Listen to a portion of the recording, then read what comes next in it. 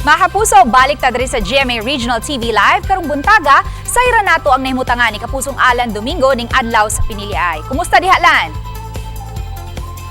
Yes, Mike, good morning. Nakaroon tayo may mutang sa ikaupat kaandam sa Robinson's Galleria din Gipahigayon. Kasamtang Gipahigayon karon ang first time nga paghimo no sa mall voting meaning barangay SK election mga kapuso. So far, by the way, sabi po, sawa pa ko mo ari diri akong isuhid ang mga tunghaan and hapsay o malinaw na po ang opening sa SK o barangay election. Karong mga oras sa may ato mahinabi karon ang election officer no sa Cebu City North District wailain kundi si Attorney Marcel Sarno. Sir, Attorney, may buntag nimo.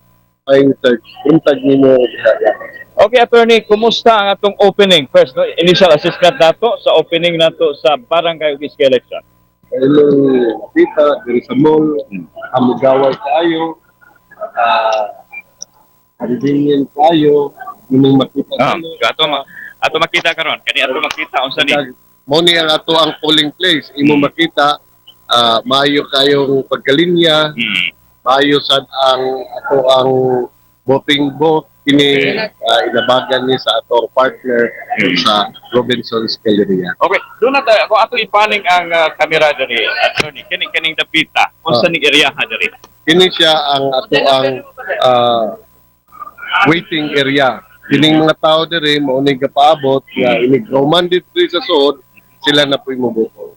Okay, so far diri sa atong mall voting, pila ka mga botante inyong i-accommodate? Maka-accommodate ni siya or ang total registered voter diri sa 5 cluster precinct budagan o 2,230 kabulo. So bayo-bayo gyud pila ni ka cluster Attorney? 5 ni siya ka cluster precinct. Okay, doon ay mga steps diri nga pag subayon o upat to. Una, doon natay kanang mura siya o kanang desk, help desk.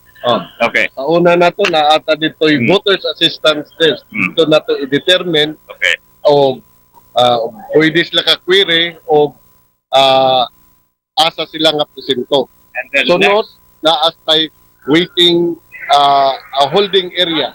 Ang holding area para dili kayo madi-congesting na diri sa tubangan, motoy holding area. Okay. Ug naa nay bakanting mga lingkuranan, pwede na pod ka buto atong padungagan ang ato ang waiting area. And then sa waiting area, after diri maghulat, ang tunod diri na squad. Diri na ta sa ato ang polling place. So, polling place.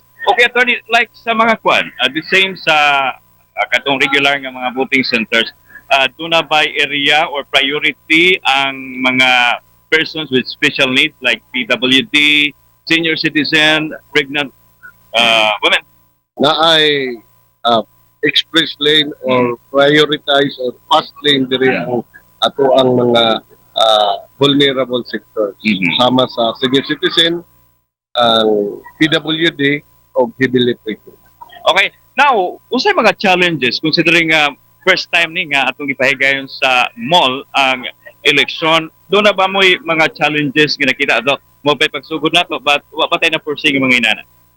Wala pa kayo tayo na foresee nga problema kay sa akong makita, kini hamugaway man, tungod kay daghan man tao, kini mo-assess nga personnel sa mall. Okay. Now, ako lang klaro ko, no? Kani ato ang kuhan kay, sa paglibot na ko ganito, kanang utar na, magkabutar ba ang walay ID? Makabutar ang walay ID, although convenient, mas maayo na ay ID. Pero walay ID, pwede ra gyapon makabutar as long nga ilang pangalan naa sa election day computerized voters list.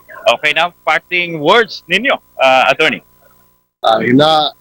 Mao pay pagsugod sa ato ang pagboto, hinaot pa nga dili na mo magdugay, dili na mo magpaabot nga sa hapon kay para inyo sang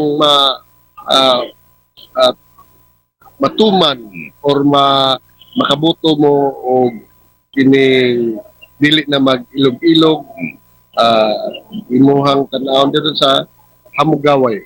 Okay, so far hapsay malinawon atong SK o barangay SK election.